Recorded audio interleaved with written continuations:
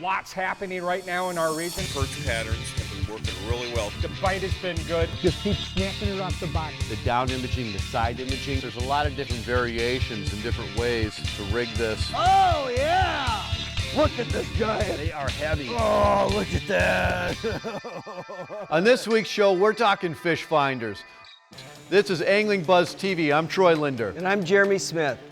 You know, there's been a lot of advancements in fishing, you know, technologically speaking. What do you feel are maybe one or two things that have really helped people find fish? Yeah, I mean, there has been incredible advancements in technology, and one of my favorite things to do is go exploring. Whether it's a new giant body of water in Ontario or it's a small lake in my backyard, exploring and finding fish to me is what makes the fishing process so fun. And today you can take two of the most powerful technologies that have ever been developed in fishing and get them in an affordable package. So for me, a Helix 5, a Helix 7, this is something that almost any fisherman can afford. And the two technologies are 2D sonar, that's been around for eternity, still very important for truthing what's underneath the water, and then of course mapping.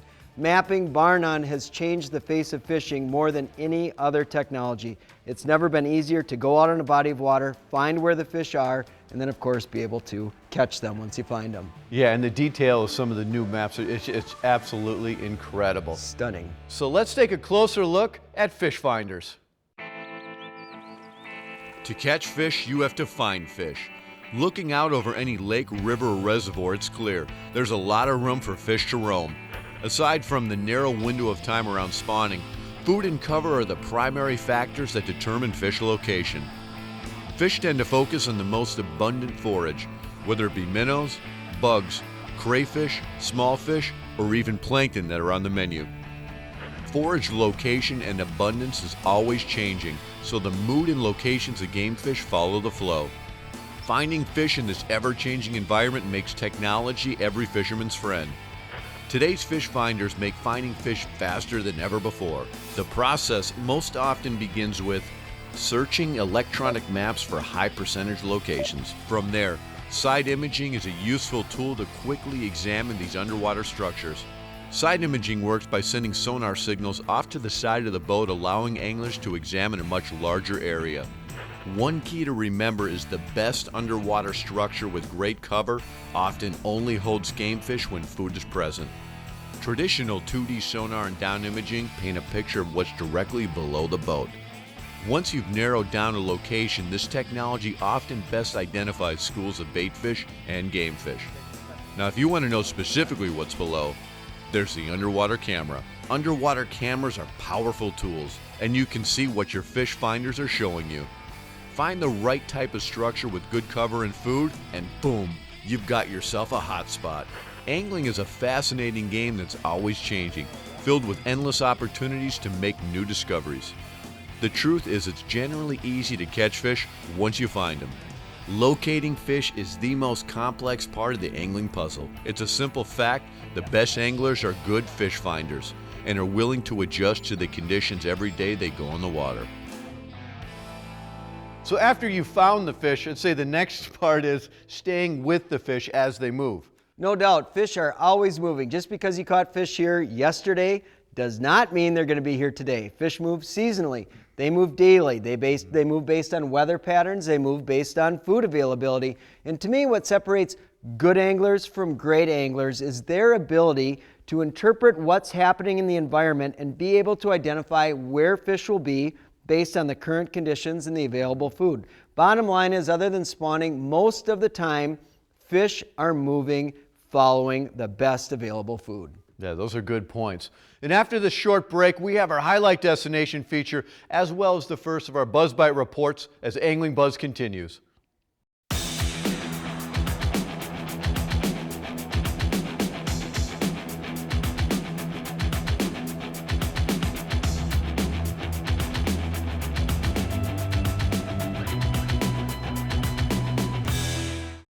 Many things have been said about rough waters, but few things have been said about a smooth ride. The revolutionary Smooth Moves Ultra is a mechanical suspension system that features a 4-spring design and a hydraulic shock, providing the most comfortable and durable ride on the market. Through passion, tenacity, and the right equipment, you can overcome even the roughest waters. Lake Vermilion. Explore. Relax. Reconnect. Minnesota's most beautiful lake. Get hooked on our trophy walleye, That's a beauty. bass, My favorite fish. musky fish. That's a beauty there. Things to do? You'll never get bored. Rooms with a view? We got 'em. Lake Vermilion. 4 seasons of fun. And that's all we need. We need next quarter so that we can postpone it to everyone. Yeah? Stop working right now! Look outside. Is this spreadsheet weather? No, it's not. This is fishing weather. So stop clicking, get out there, and catch a bass.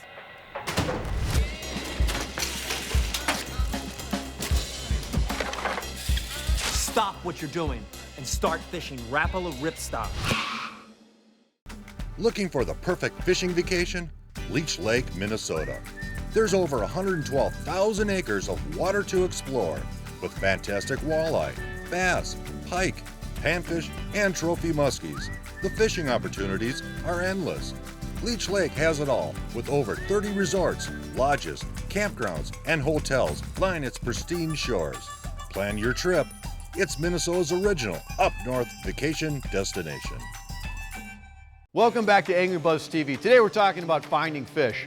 I know you fish small waters that are often uncharted, unmapped. What's your process in kind of searching these areas out? Well, you know, the first thing you do when you get to a body of water that has no map is look with your eyes at geographically what looks like the most obvious place for fish to hold. A point, a bay, some type of shoreline feature looks interesting, but technology has made this process amazingly easier. So we've got a feature in a lot of new depth finders called Auto Chart Live. This technology allows you to make a custom map instantaneously when you're on the water. Not only does it provide depth contours, but in addition to that, you can have vegetation overlay so you can see where the weed beds are on the map. And above and beyond that, we've got a feature called bottom hardness. So you can see those bottom transitions where it goes from hard to soft bottom, and those are often really key areas to find fish that are overlooked. Yeah, that's some incredible stuff. So right now, let's look at some small gems around the AnglingBuzz region, featuring some areas that are uncharted by most of today's modern electronics.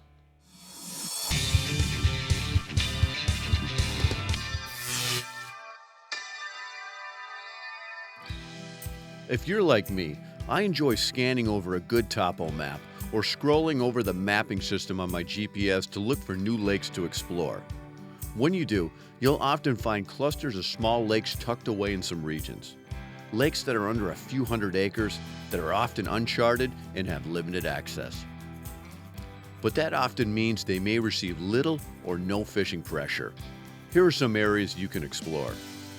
In the UP of Michigan, there is the beautiful Hiawatha National Forest with over 75 small lakes and 600 miles of streams within its boundaries. These lakes contain a wide range of warm and cold water species to fish for. It's a true wilderness experience with limited access on some of the lakes. For canoe and kayak fishermen, this could be a real find. Heading a little west, Wisconsin's Vilas County boasts over 1,300 lakes in the region of all sizes. Vilas County's website does a wonderful job of listing all the lake sizes, types of public accesses, and species of fish within them.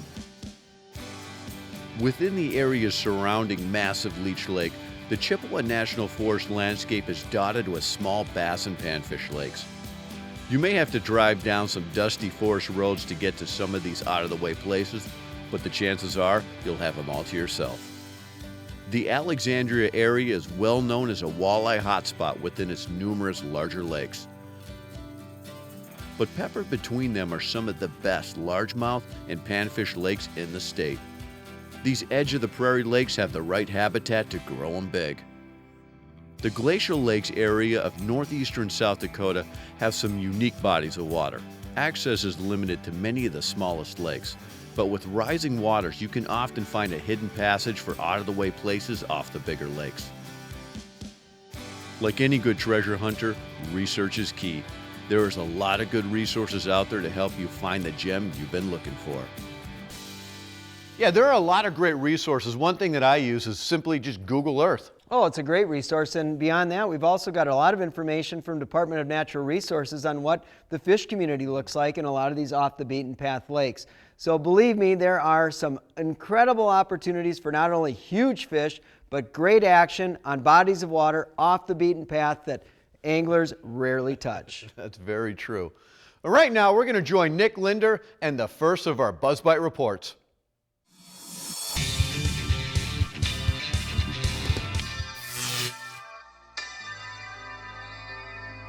For our first report, we're going to be checking in with Troy Peterson, where he's been pulling boards on Lake Winnebago.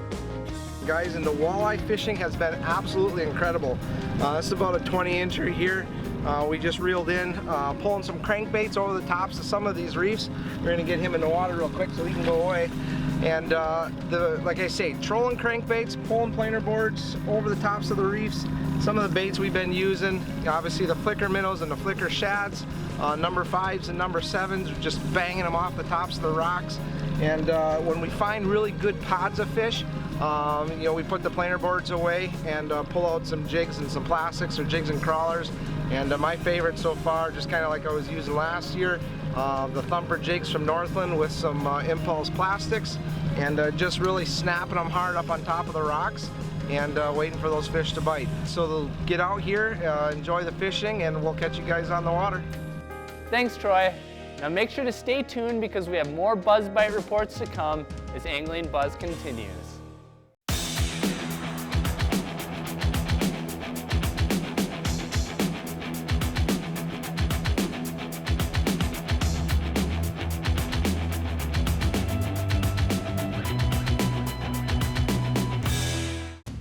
Sportsmen. We're truck people. We're gear people. We're Radco people. Top brands like Lear, Access, WeatherTech, Kurtz, and more. Price match guarantee. Exceptional service. Professional installation. Researched, tested, approved. Radco. When your truck looks good, you look good. According to Minnesota's Department of Natural Resources, in 2017, 97% of boaters surveyed by watercraft inspectors followed Minnesota's clean, drain, dispose laws. Let's keep it this way.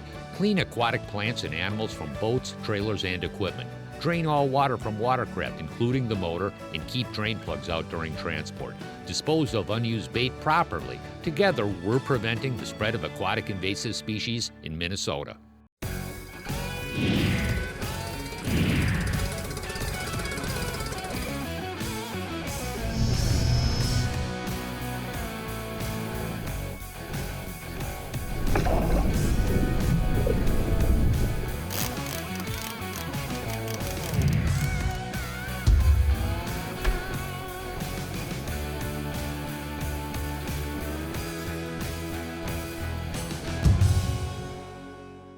Some lodges are just a cut above. Hawk Lake is one of those. They're the only Orvis-endorsed lodge in all of Ontario, and they're the 4-time finalists for the best Orvis lodge in all of North America. They feature cordon bleu trained chefs and offer some of the best freshwater fishing in the world. You can target trophy walleye, smallmouth bass, pike, and lake trout on any of their 19 private lakes. Whether you fish with traditional gear or love fly fishing, Hawk Lake has you covered.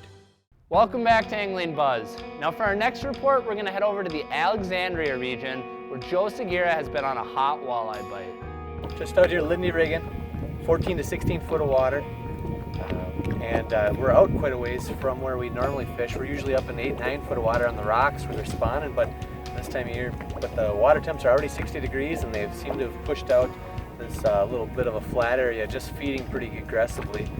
We can go 3/4 to a mile an hour right now with minnows, Lindy rig or a jig, and just trolling back and forth through these weed edges here where the where the weeds are going to start growing. You can kind of see them popping up on the locator, but just through the sand gravel area, and they're just stacked in here. Been getting some really nice fish, 15 to 18 inch eaters, and I just got a bump here, so I'm going to take this one.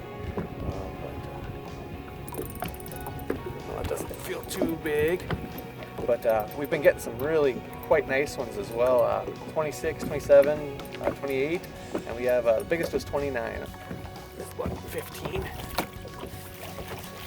Yeah, we've been getting a lot of action, so grab some minnows, get up to Alexandria, throw on a jig or lindy, and troll through these areas just outside the rocks. Been doing real good on some nice walleye. Thanks, Joe. Now, sticking in Minnesota for our next report, we're gonna head over to Leech Lake with local guide Jeff Anderson.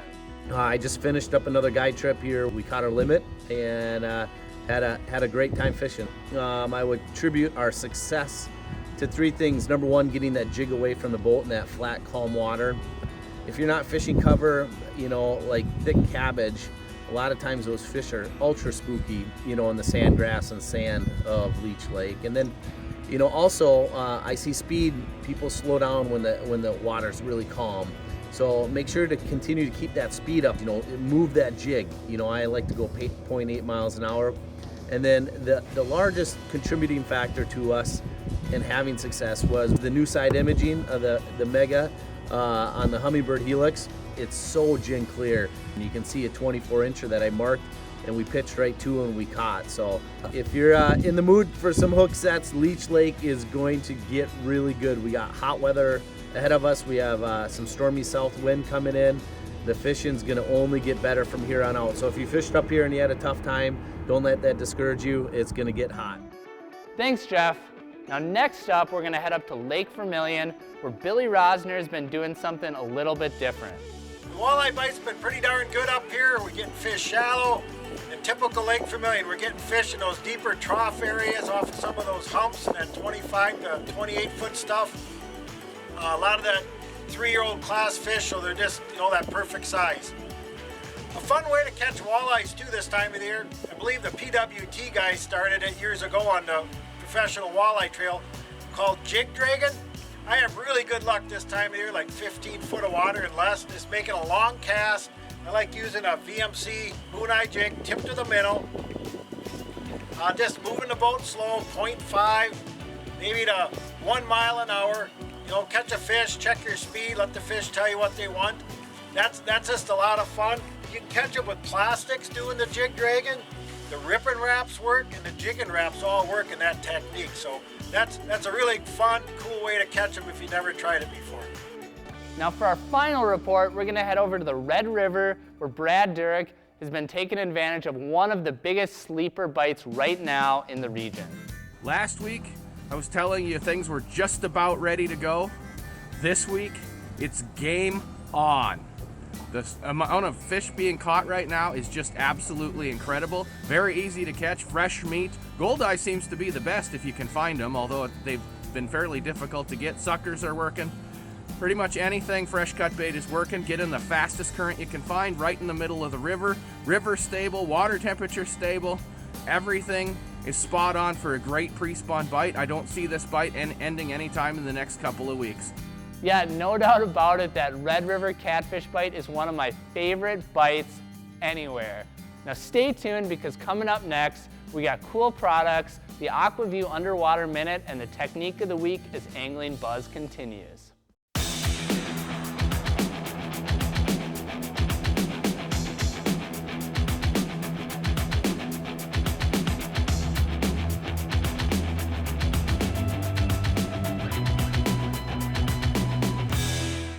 You have a choice, turf or surf.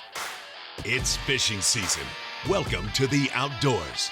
We're baiting, casting, drifting, and limiting out. The outdoors never felt so good. Catch, release, and keepers.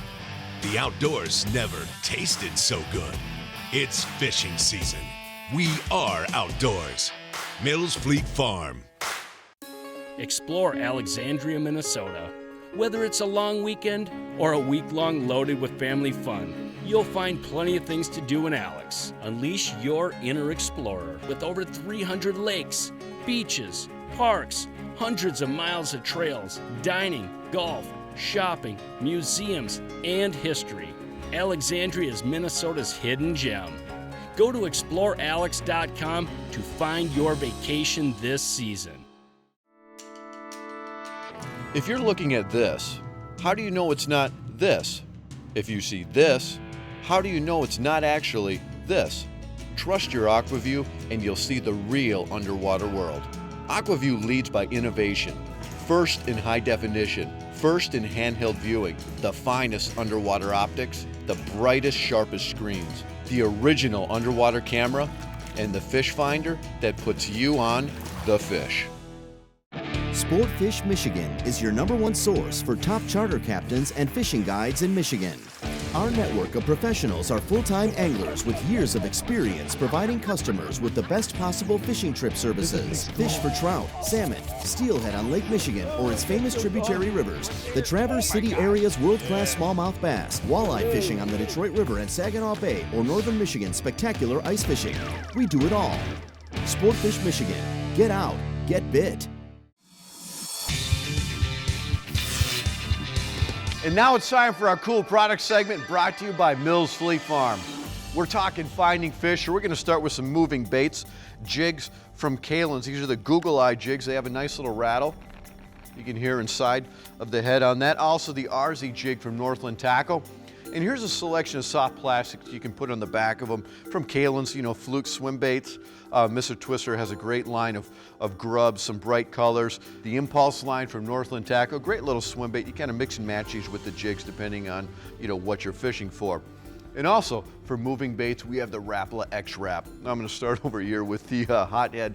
This actually, number 10 hothead, is a favorite of mine. You have other natural colors like the perch and some of these other brighter colors, again, like the pink. Really, really great lures from Rapala. These are great for walleye, bass, trout. They're just fantastic for covering water and catching fish.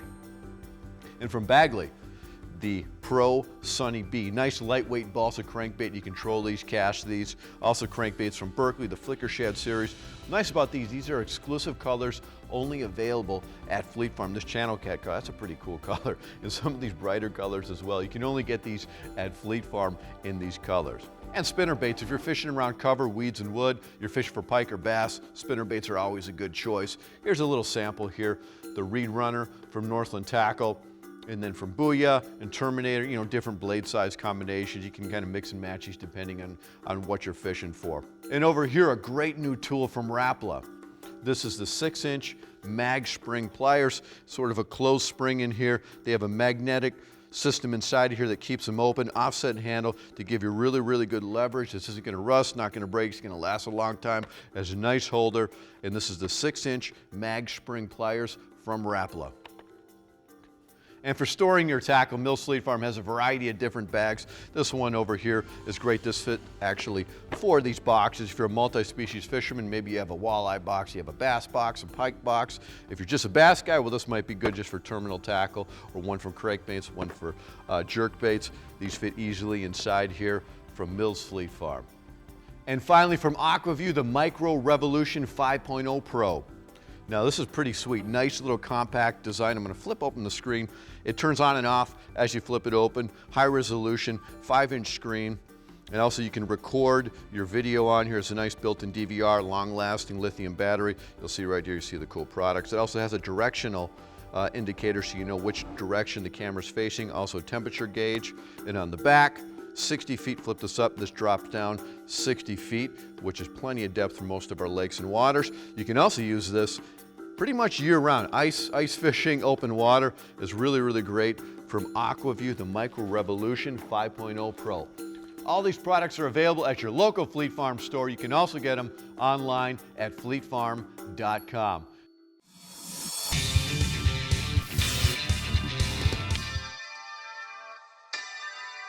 Hi, Brian Brosdell here.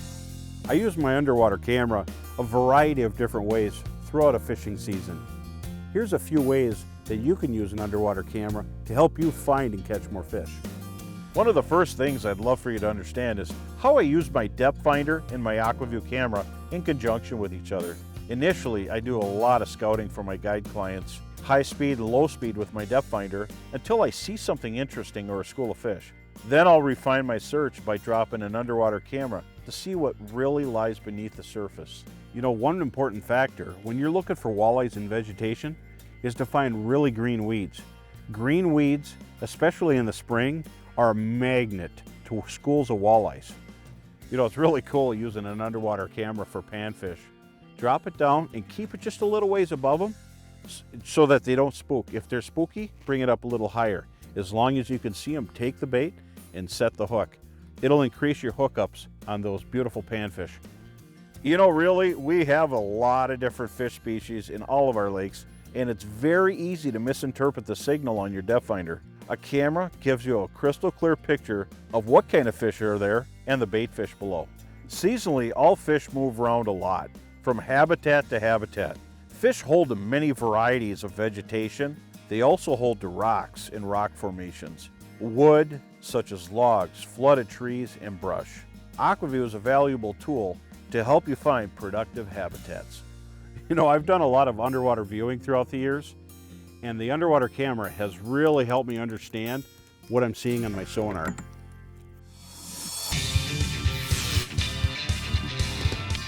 You know, a key concept in walleye fishing is understanding fish migrations and the mapping that helps us figure out where to go next. Early spring, fish are going to start out near shoreline locations. It's really common around open or to pitch jigs up to shallow rocks, areas just like this. As we progress further from spring into summer, those fish will follow this hard bottom out. It becomes, as an underwater point, a natural pathway for fish migration. Now, as we get into midsummer, those fish inhabit offshore reef areas. Large structures like this offshore reef become prime areas in the summertime. One of the hardest parts about looking at a piece of structure like this is looking at all those contours. I focus in on inside turns, just like this one. So what this area has is it's got a lot of shallow water, rocks up top where fish like to come up and feed shallow, but quick access to the depths right here. So fish that are resting can hang out on this inside turn. As they become active and want to feed, they can easily slide up and eat and drop back down again. Targeting areas like this allow you to catch fish in various stages of aggression, whether they're neutral or whether they're ready to eat. And this tells you a lot about where to find fish on the rest of the piece of structure. Understanding contour mapping, your electronics, and following fish from their spring shoreline areas to the hard bottom transitions out to the depths, and then breaking down key pieces of big underwater reef systems via fishing some of those inside turns are going to help you simply catch more fish. That's some great information from Joel Nelson there. Electronics are key for finding and catching fish for sure. Absolutely, Troy, and that is especially true with walleyes because those little buggers, they like to move around. And so on next week's show, we're going to be talking about my favorite species, brown bass. That's mine too as well. It's going to be great. Join us there. And also we want to remind you to help stop the spread of aquatic invasive species anytime you leave any body of water clean, drain, and dry. And don't forget to check us out online at AnglingBuzz.com for the latest in fishing information from our region. And you can also enter our sweepstakes to win an awesome weekend up on Leech Lake, as well as a Fleet Farm gift card and some tackle too. Thank you for joining us. I'm Troy Linder. And I'm Nick Linder. We will see you next week.